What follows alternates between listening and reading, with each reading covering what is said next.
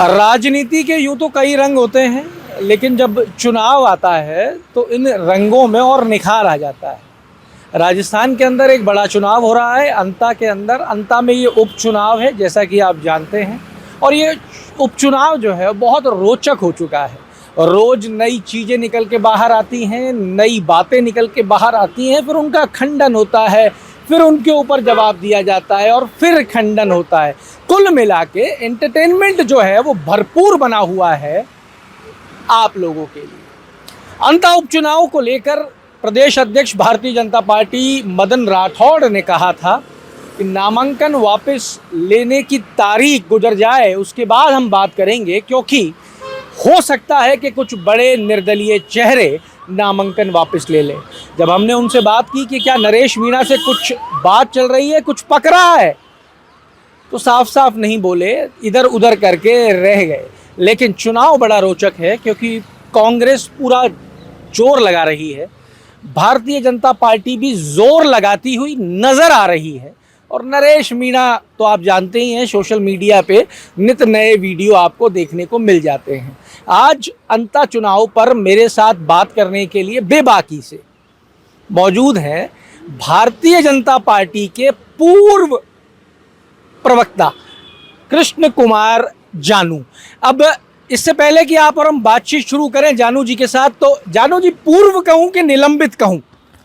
देखो, निलंबन की तो मुझे चिट्ठी नहीं मिली, और पूर्व इसलिए कहोगे क्योंकि मुझे निकाल दिया गया है। तो अब निकाले हुए को क्या कहते हैं, ये तो आप ही बताओ। नहीं, आप बताओगे, क्योंकि प्रवक्ता आप रहे हो, जीत आप। नहीं, मैं प्रवक्ता रहा हूं, लेकिन मैं जिस विषय का प्रवक्ता रहा हूं उस विषय में मुझे निकाला क्यों गया ये बताया नहीं गया। अच्छा। मुझे तो ये कहा गया आपके जवाब से संतुष्ट नहीं है। अब जवाब से संतुष्ट नहीं, मतलब आप टीवी वाले जवाब से, या अब मैंने टीवी में जवाब दिया था, मैंने लिखित में जवाब दिया था, वो दोनों से संतुष्ट नहीं है, ये उनको डिफाइन करना था, किया नहीं। बहुत समझदार है बीजेपी। अच्छा, समझदार है किस तरीके से? फिर आगे अपनी बात में सस्पेंस बनाए रखने के। पर आपके सोशल मीडिया पोस्ट देख के तो ये लगता है कि बीजेपी समझदार ही नहीं है। देखो, सोशल मीडिया पोस्ट मैं बड़ी बेबाकी से इसलिए लिखता हूं कि मैं बीजेपी के लिए अपने जीवन के 35 साल खर्च कर चुका, और भारतीय जनता पार्टी ने मुझे दूध से मक्खी की तरह इस बात पर निकाल दिया कि आपके जवाब से संतुष्ट नहीं है। जवाब लिया किसने था, और जिसने जवाब लिया वो भाजपा के लिए कितना काम किया। और जब ओंकार सिंह की लखावत वसुंधरा जी मुख्यमंत्री थे तो खुद कितने अनुशासनहीन थे, अनुशासन में रहते थे। ठीक है, आज उनके पास लेटर पैड है, चिट्ठी लिखने के लिए टाइपिस्ट है, बना दिया और निकाल दिया, और हम भी निकल गए भाई, निकल गए। हाँ, और निकला हुआ जो बोलता है वो हम बोल भी रहे हैं भाई, सोशल मीडिया पर भी, आपके सामने भी।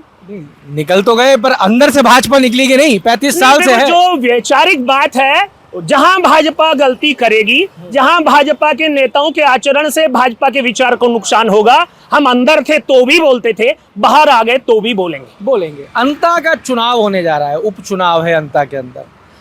तीनों जो हैं वो मजबूती के साथ में नजर आ रहे हैं, बीजेपी, कांग्रेस और नरेश मीणा। जानू जी, आप पेशे से एक जमाने में पत्रकार भी रहे हैं और आज भी पत्रकार हैं। जैसे कि बीजेपी आपके अंदर से नहीं जा सकती, पत्रकारिता भी आपके अंदर से नहीं जाएगी।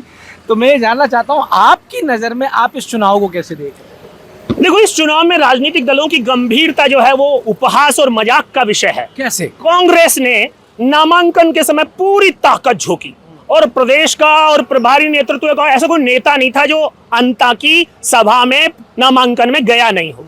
और भारतीय जनता पार्टी ने, नहीं, पहले कांग्रेस की बात कर लेते हैं। हाँ? मंच पे पूरी ताकत जो की गई जी, और मंच पे जितने भी नेताओं ने भाषण दिया उन सब ने अपनी अपनी बात रखी। देखो, कांग्रेस में कहने के लिए मंच पर एकता हो सकती है, अंदर खाने की एकता तो संभव भी नहीं है, क्योंकि प्रमोद भाया जैन जो है वो गहलोत साहब के निजी आदमी, उनके मंत्री रहे हैं। तो वहां पर जो संघर्ष की राजनीति करने वाले दूसरे लोग हैं, प्रमोद भाया जैन ने वहां जाकर धारीवाल के पांव पकड़े थे, लेकिन प्रमोद भाया जैन वहां पर जो है भाजपा से कांग्रेस में आए, प्रहलाद गुंजल के पांव पकड़ने नहीं गया। बहुत से राजनीतिक संदेश और संकेत अंदर खाने के आचरण से कैमरे के सामने दिख जाते हैं, और जिस भाजपा की आप कम बात करना चाहते हैं। नहीं, मैं भाजपा पे भी आऊंगा, मैंने कांग्रेस क्यों रह जाए भाई? अब आप भाजपा की बात करना चाहते हो तो चलो भाजपा की पहले कर लीजिए। देखो, भाजपा ने भी इस चुनाव की गंभीरता को बहुत गंभीरता से नहीं लिया है। टिकट के लिए जिस प्रकार का सस्पेंस चला कि प्रभुलाल सैनी होंगे, अशोक सैनी होंगे, पिंटू सैनी होंगे, और फिर अंत में मिली सुमन को। ठीक है, मोरपाल सुमन कार्यकर्ता है, मोरपाल सुमन, उसको मिली, अच्छी बात है, लेकिन उसके नामांकन से भाजपा ने संदेश दे दिया, एक भी नेता नहीं गया। ना पूर्व प्रदेश अध्यक्ष कोई गया और ना वर्तमान के प्रदेश अध्यक्ष मुख्यमंत्री और पूर्व मुख्यमंत्री वसुंधरा जी गए। सुमन को अकेले छोड़ दिया गया, तालाब के किनारे ले जाकर टिकट रूपी धक्का दिया गया, तैरना आता है तो जीत कर बाहर आ जाओ वरना डूब के मर जाओ। नहीं, नामांकन में अगर कोई नहीं गया, बड़ी बड़ी रैलियां प्लान कर रहे हैं, अभी बड़ी बड़ी रैली की जाएंगी, पूरी ताकत लगाएगी फार्म भाजपा। उठाने के लिए जो ताकत लगाई गई वो कौन सा अंता फार्म? में एक भी निर्दलीय विधायक रहे उम्मीदवार का फार्म उठाने में निर्दलीय के रूप में भरा था। जो ताकत लगाई गई उसका संदेश अंता में नहीं देना था, बीजेपी कार्यालय में देना था, इसलिए उसको कार्यालय बुलाया गया, उसके पास अंता नहीं जाया गया। मुख्यमंत्री का हेलीकॉप्टर और प्रदेश अध्यक्ष जी की गाड़ी अंता तक नहीं दौड़ी, केवल उसको गाड़ी से बुलाया, माला पहनाया और एक औपचारिकता हो गई, वो भी किस प्रकार की, जिसमें वहां के चुनाव प्रभारी दुष्यंत को शामिल नहीं किया गया। तो संदेश की राजनीति दोनों तरफ चल रही है, वो दुष्यंत को प्रभारी बना भी रहे हैं और निर्दलीय का फार्म उठाने में साथ बुला भी नहीं रहे हैं, तो द्वंद्व तो समझ में आता है भाई, बोल नहीं रहे लोग। टिकट तो ये कहा जाता है कि कहीं ना कहीं सांसद दुष्यंत सिंह के ही कारण मोरपाल सुमन को ये टिकट दिया गया, नहीं टिकट तो और किसी का भी हो सकता था। हाँ बिल्कुल, दुष्यंत को भी हार का ठीकरा फोड़ने के लिए मोहर्रे के रूप में चुना गया है, बीजेपी की ये परंपरा है। आपको लगता है कि दुष्यंत को इसलिए ये टिकट दुष्यंत के नाम कर दिया गया क्योंकि हार का ठीकरा उनके साथ, क्योंकि सरकार पर फर्क नहीं पड़ रहा ना, ठीक। और हार का ठीकरा फोड़ के उनको वो राजनीतिक परिवार है, इतना बड़ा परिवार है, वो भी समझते हैं, लेकिन फिर वो इस टिकट के परपंच में पड़े क्यों? नहीं, वो स्थानीय सांसद हैं, उन्होंने सामान्य सुझाव दिया था और वसुंधरा जी ने जब पूछा लोगों ने कि भाई आप क्या करेंगे, किसको टिकट मिलना चाहिए, बोले अध्यक्ष जी का और मुख्यमंत्री का विशेष अधिकार है। और वसुंधरा जी ने कहीं नहीं कहा कि मोरपाल सुमन मेरे कार्यकर्ता उनको टिकट मिलना चाहिए। मैं बात मानता हूं जानू जी, विशेष अधिकार मुख्यमंत्री और प्रदेश अध्यक्ष का है, इवन प्रदेश अध्यक्ष का ही विशेष अधिकार हो सकता है कि पार्टी किसको अपना सिंबल देगी किसको नहीं। पर नजारा जो देखने को था, जब टिकट जब तक नहीं अनाउंस हुआ था, जो भीड़ लग रही थी, जो नेता पहुंच रहे थे, वो पहुंच तो वसुंधरा जी के बंगले पे रहे थे। देखो, वसुंधरा जी राजस्थान की नैसर्गिक नेता है, चाहे प्रदेश अध्यक्ष मदन जी राठौड़ हो, चाहे मुख्यमंत्री भजनलाल जी शर्मा हो, नैसर्गिक नेता नहीं है। भाजपा पर्ची से उनको नेता बनाने की कोशिश कर रही है। वो हर बार जब द्वंद्व का संकट आता है तो निर्णय नहीं करते, पूछने जाते हैं, इंतजार करते हैं, और ये जो अंतर है उसी के कारण भीड़ वहां जाती है जहां निर्णय होता है। तो वहां से उम्मीद थी कि यहाँ से फैसला हो जाएगा? उम्मीद नहीं, आज भी वसुंधरा जी ने टिकट मिलने से लेकर अब तक अंत में कोई सभा नहीं की है। इसका मतलब वसुंधरा जी इस फैसले से खुश हैं, नाराज हैं, कोई अनुमान लगाया जा सकता है। सच्चाई का पता तो वसुंधरा जी को है या फिर मुख्यमंत्री और अध्यक्ष जी को है। पर आपको नहीं लगता कि ये दो बड़े बड़े दिग्गजों की लड़ाई के अंदर ये मोरपाल सुमन नाम की घास कुचली जाएगी? देखो, कार्यकर्ता बेचारा जो है वो हमेशा कुचले जाने के लिए बना है, और कार्यकर्ता की ये गलतफहमी होती है कि नेता उसके लिए चिंतित है, दुखी है, उसके लिए मेहनत कर रहा है। अगर सीध में आ गया तो किसी का भाग्य है वो बन गया, वरना रगड़ा गया। और कार्यकर्ताओं के साथ मोरपाल सुमन ने कभी सपने में सोचा था मैं एमएलए बनूंगा? उसको टिकट मिली है तो निश्चित रूप से उसका कद बढ़ा है, घटा नहीं, और नेताओं को उसको ये समझाने के लिए पर्याप्त है, भाई तुम्हारा तो कद बहुत बड़ा कर दिया हमने।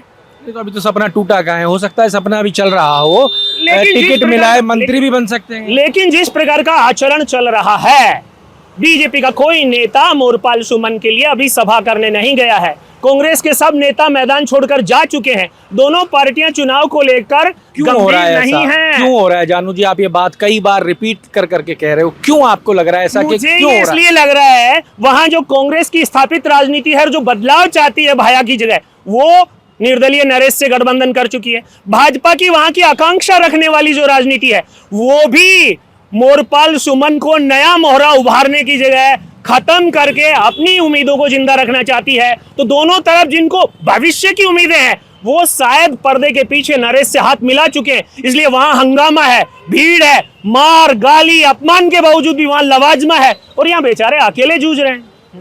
नरेश की आपने बात की, नरेश की बात कर लेते हैं। प्रदेश अध्यक्ष मदन राठौड़ ने कहा कि 27 तारीख तक वेट कर लेते हैं, बड़े बड़े चेहरे जो हैं वो नामांकन वापस ले सकते हैं। क्या लग रहा है आपको कि नरेश के संग इनकी कोई चर्चा चल रही होगी?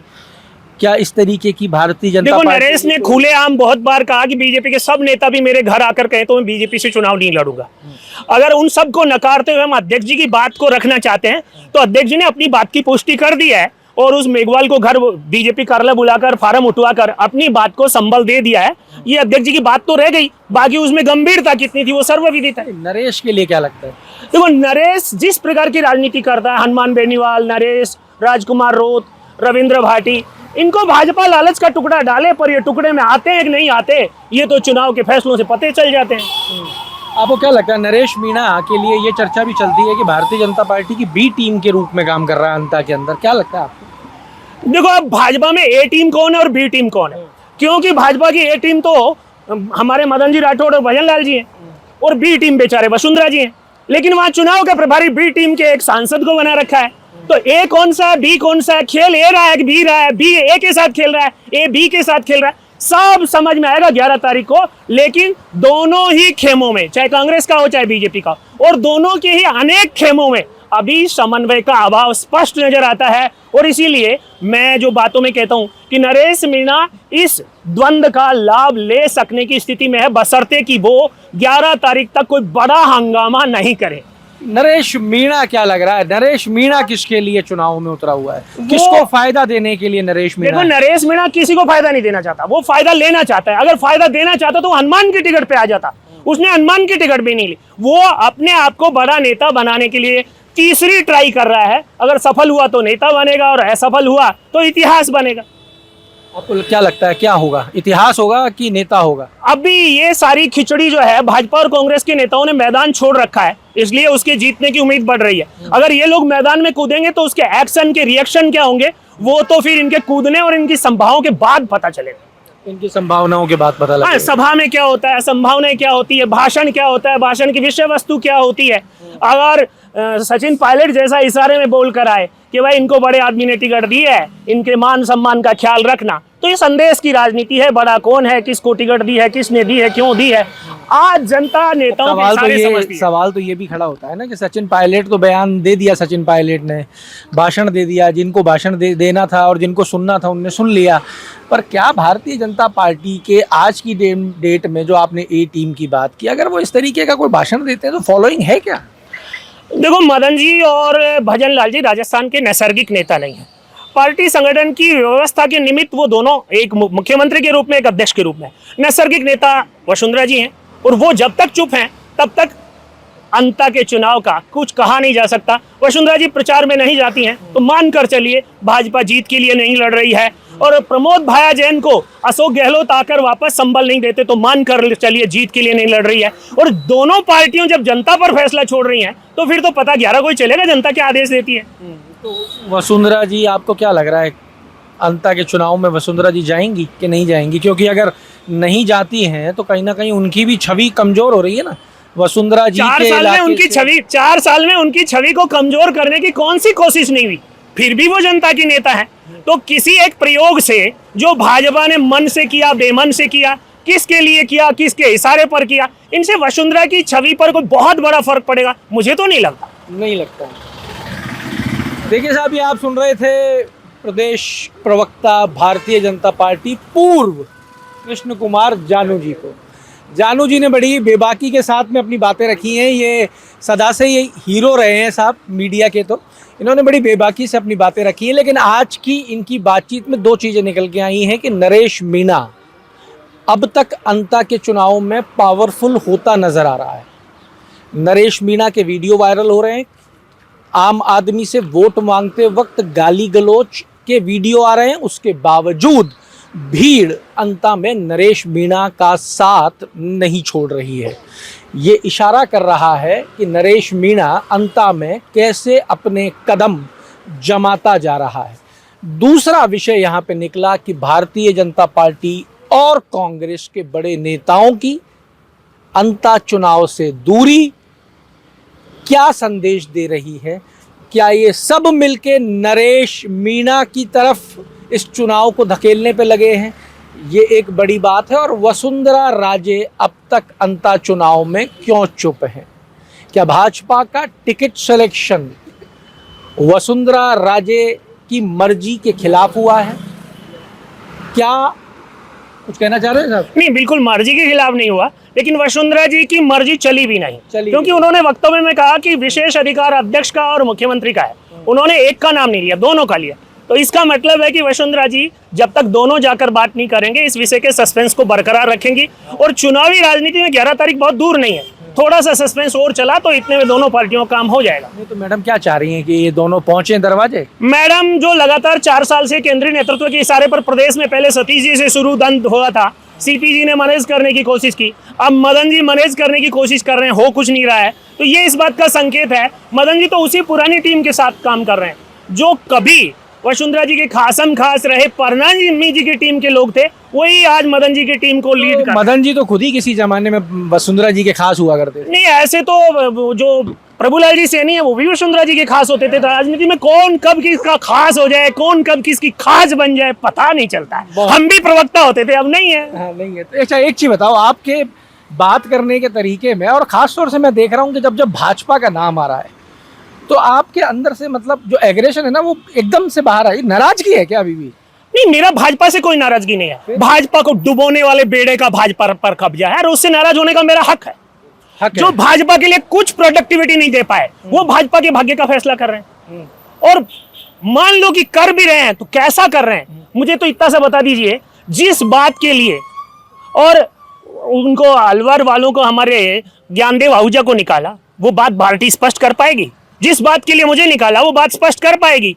प्रामाणिक लोगों की छुट्टी करो ये बोलते ज्यादा हैं और चमचे चापलूसों की भर्ती करो वो सेवा अच्छे से करते हैं। ये जब चलेगा तो नाराजगी तो आएगी। अच्छा एक चीज बताओ, आपने सतीश पूनिया का भी नाम ले लिया, मुझे भी अच्छी चीज याद आ गई। ये बताओ आपको 99 पे काटा सांप ने, कब काटा? नहीं देखो, मैं बीजेपी में 2003 में उम्मीदवार बना था तब मैं कहा 99 पे थे क्या? नहीं, मैं बिल्कुल 99 पे नहीं था। क्योंकि आजकल अभी ये चर्चा चली थी, सतीश जी ने किताब लिखी, आपको तो पता होगा। नहीं बिल्कुल मुझे पता है। अग्निपथ से जनपथ, अग्निपथ से जनपथ वो पहुंचे नहीं।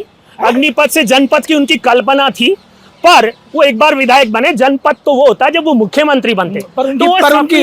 पर उनकी पुस्तक में क्या लिखा है वो तो किसी को नहीं पता लगा, पर पुस्तक के विमोचन पे वहाँ राजेंद्र राठौड़ ने कहा कि मुझे सांप ने डस लिया। फिर वहाँ पे मदन राठौड़ ने कहा कि भाई एक बार तो मुझे राजेंद्र राठौड़ ने डस लिया था, एक बार मुझे सतीश जी आप अध्यक्ष थे आपने डस लिया।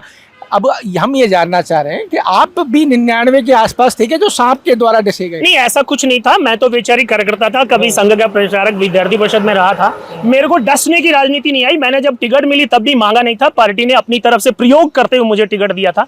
और जब मैं वहां सक्षम हो सकता था तो मुझ पर प्रयोग करने का अवसर ही दोबारा नहीं लिया पार्टी ने। मेरी जगह तो माननीय सुमित्रा जी को भेजा था। ठीक है, अब सतीश जी पर और इन पर जो हुआ है, डसने का खेल भाजपा में अच्छे से चलता है, उसका पटाक्षेप वो जनपद से अग्निपथ में हो गया है। देखिए साहब, सांप और सांप सीढ़ी का खेल भी जानू जी ने बता दिया कि भाजपा में लंबे समय से चलता आ रहा है। इस सांप और सांप सीढ़ी के खेल में कहीं निर्दलीय उम्मीदवार नरेश मीणा भारी तो नहीं पड़ जाएगा?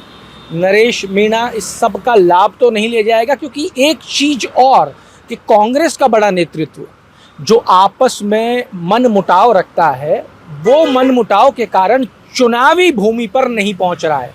एक सभा हुई है, उसके बाद से अंता में प्रमोद जैन भाया अपने दम पे लड़ाई लड़ रहा है। अब इन दोनों पार्टियों के शीर्ष नेतृत्व की वजह से कहीं ये सारा फायदा नरेश मीणा को तो नहीं मिल जाएगा।